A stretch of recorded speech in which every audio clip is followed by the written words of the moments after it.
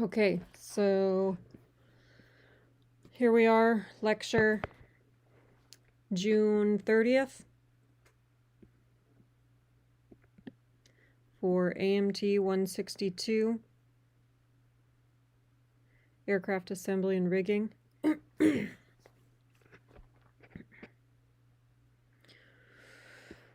going to talk about flight control adjustments and travel on our flight control surfaces.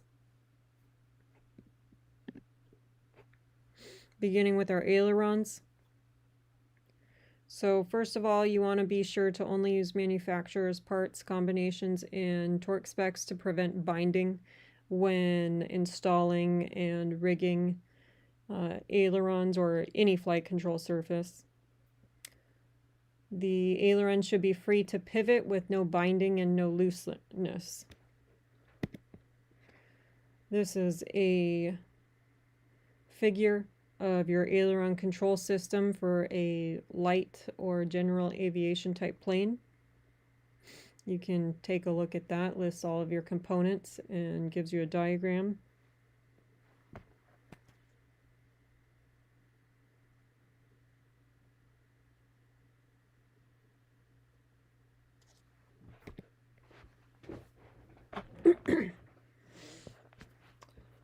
Our aileron system involves a stick or a wheel or control yoke connected to cables.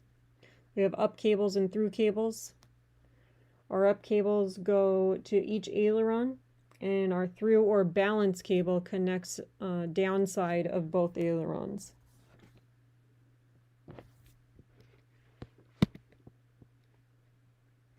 Here's a picture of that. So we have our through cable here in red, and our up cables here in blue.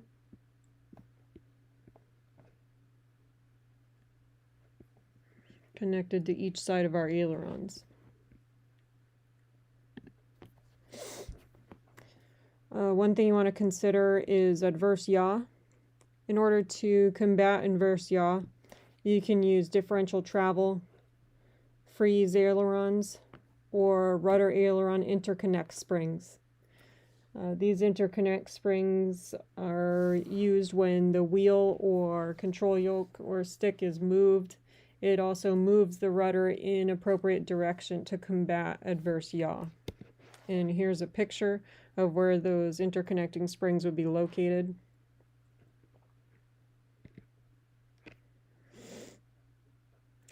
On your ailerons, you want to install all cables and check and adjust tension. In order to do that, you first want to lock your controls into a neutral position. Put clamps on your control locks and on the stick or wheel, your control yoke. You also want to put clamps or battens on your control surfaces so that they stay in that neutral position to start.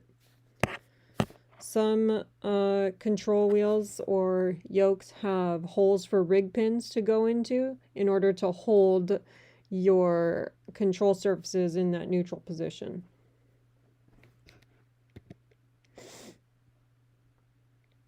Check and adjust the travel. When doing this, you want to remove the locks and use a prop protractor or a control surface protractor or a protractor head of combination square, and check the up and down movement as specified in the TCDS. The TCDS will give you a specific up and down travel that your control surface should be, and you want to compare that to your measurements when checking the travel.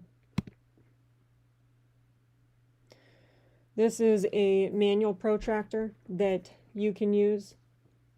To do this in class, we've been using the digital protractor. The digital protractor is obviously a lot more user-friendly, allows for less error, as long as it's calibrated effectively. So this diagram shows you all of your components on your manual protractor. You have a disc adjuster knob here.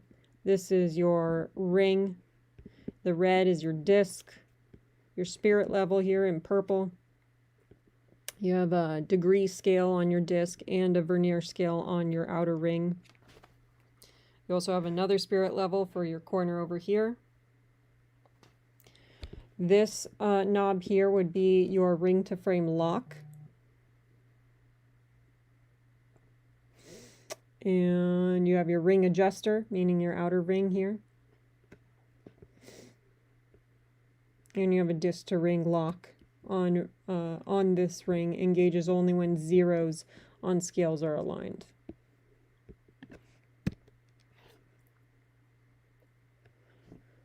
Your control surface protractor, which is the manual one, is that picture that we just looked at. You want to adjust the disc to 0 when surface is in a neutral position, and then move the surface to the limits and read the angle at the pointer. When checking and adjusting travel for the ailerons, you want to adjust the stops at the ailerons. Make sure they hit the stops at ailerons before running out of stick or wheel movement, your control wheel movement. You should have small amount of movement of the control yoke left to give the pilot some spring back or cushion so that they know that they're at the end of the travel.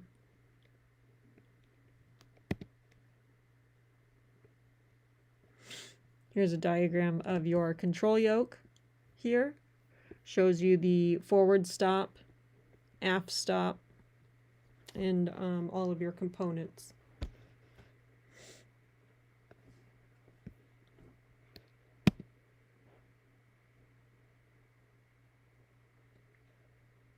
Another diagram of your stop plates, so where they should be contacting on your stops. You have your stop bolts right here, and those want to contact your stop plates. You should be contacting these before you run out of movement on your control yoke.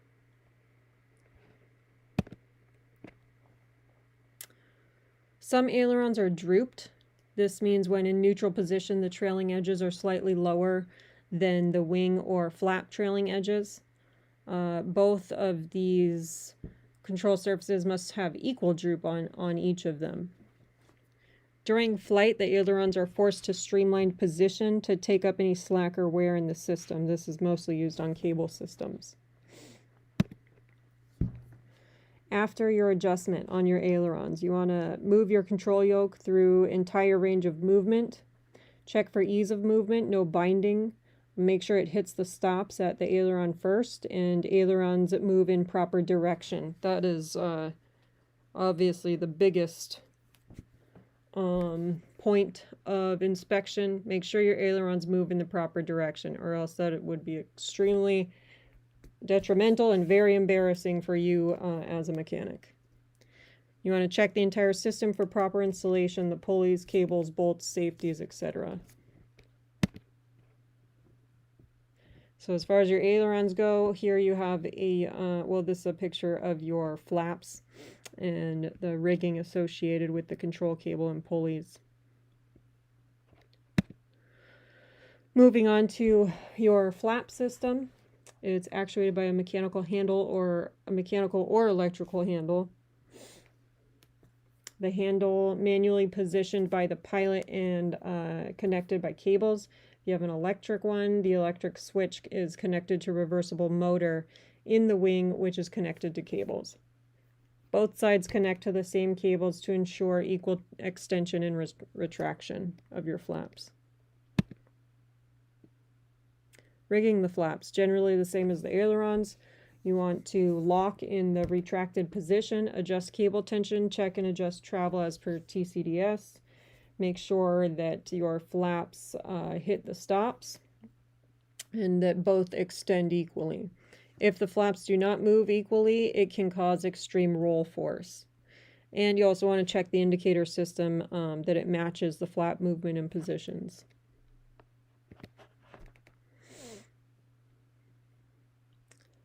Elevators, your elevator system.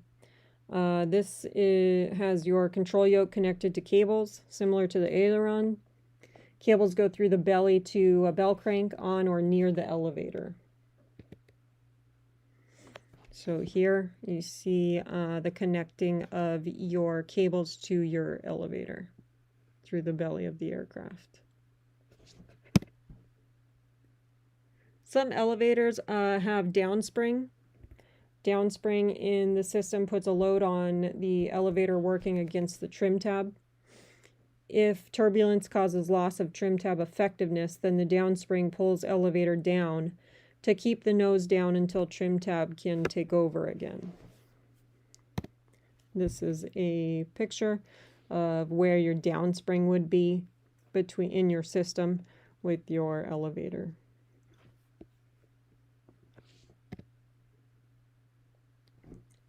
Rigging your elevators.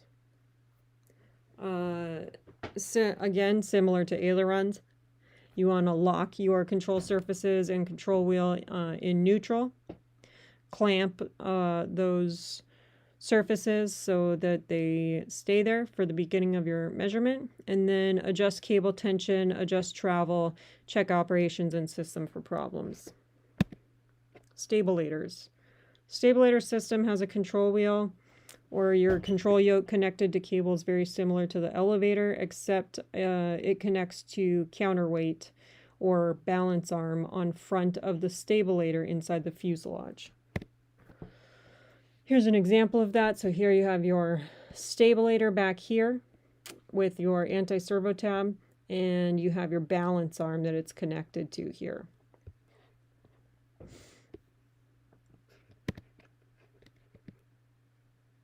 Rigging of your stabilator. You want to lock in the neutral position. Must use stabilator rigging tool to find neutral. This is a picture of your rigging tool here. Should have a protractor on it, and you can put this on your stabilator to find neutral. And then you want to adjust the cable tension, adjust travel, and check operation and system for problems. Rudder. Your rudder system has cables connected to pedals through the belly of the aircraft to the rudder.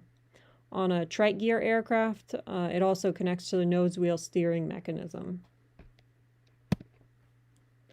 So here you have your cables running through the belly of the aircraft to your rudder. Looks almost identical to the picture of your elevators. Runs along the same route, but has your cables that extend to your rudder. Rigging of your rudder. Very similar to rigging of the other flight controls. To begin with, you're going to lock in neutral, clamp the pedals, clamp the rudder in line with the vertical stab, adjust cable tension, and adjust travel. So this is just a diagram of how you might clamp the pedals. And also you want to block the rudder half, the distance between the straight edges here, which is establishing a neutral position for your rudder. Rigging of your rudder. You can't use a bubble type protractor when rigging the rudder. You have to measure a distance moved from a specified point. So you want to start by measuring a distance from, you could use the hinge to the trailing edge. This would be the radius of movement. With that, you would want to calculate your circumference, which would be if your rudder were to move in 360 degrees. So you'd calculate your circumference, divide by 360, and then multiply by necessary degrees of travel to measure the travel. And then you want to check operations and system for problems. So measuring rudder travel. Here you have an example of the rudder moving from side to side. So measuring from your trailing edge over here, one side would be your radius, and then you would multiply as your travel is necessary, and divide by 360. That's if giving you an example, if a rudder were to move in 360 degrees, we're just trying to find a degree measurement for that. Control tabs. Typical systems such as an aileron. We have the control yoke in the cockpit turns a cable drum or a chain sprocket connected to cables. This includes position indicator mechanism. So this is a breakdown of a control tab system. You have all of your components there, and their associated nomenclature. Control tab's rigging. You want to lock in neutral position in line with the control surface that it is installed on. So if you're doing an aileron trim tab, you want to make sure it's locked in line with that control surface. Adjust cable tension, adjust travel, check operation and system for problems, and check indicator for proper operation. Ensure the tab is moving in the proper direction. Final checks and troubleshooting. Final check would be a test flight. So if the pilot takes this up for a test flight after having adjusted the flight controls, you want to make sure to observe any notes that may come down of the flight controls needing readjusting. Readjust as necessary to fly hands off at cruise. If flying with constant bank or a heavy wing, this may be the correction. May need to adjust angle of incidence of the wing or wings. May need to wash in the heavy wing by increasing the angle of incidence on the low side, and then shorten the rear strut length. You could also wash out the light or high wing. These are just some more examples of some troubleshooting that just to give you an idea of what you might come up against. If in a side slip, you would adjust the rudder. That means you would reset in-flight adjustable trim tab or bend the fixed trim tab to compensate. If the nose is low or high, adjust the elevator. Reset trim tabs accordingly. All of these are trial and error adjustments and will need to be retested by a test flight and then verified that they're operating correctly, or if it needs more adjustment. So that is it for the lecture on flight control adjustments in travel. Don't forget to take your lecture quiz by 11:59 p.m. on what's today? What would that be? Wednesday, 11:59 p.m. lecture quiz, okay?